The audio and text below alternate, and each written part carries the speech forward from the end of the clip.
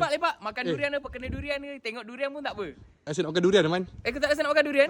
Kau rasa bila? Kau rasa kau nak sekarang? Benda lain. Benda lain. Okey, kalau macam tu cendol lah, cendol durian. Durian lah. Craving benda manis lah. Okey, kita makan Musang King. Musang King manis. Tak payah. Sedap, aku ada daripada Man. pokok lagi. Ih, Jangan Man. Ui, bucu dia tajam sia. tajam dia bucu dia macam Musang King tak tajam dia kan? Musang King lah, jom. Makan. Jom. Aku ada 100 biji. Durian lah, sakit-sakit lah kan. Apa? Cendol, durian, Musang King ke? Jom, let's go. Apa hidden keyword dia ni? Kau search apa daripada tadi ni? Aku tengah join kontes, search bar TNG Wallet.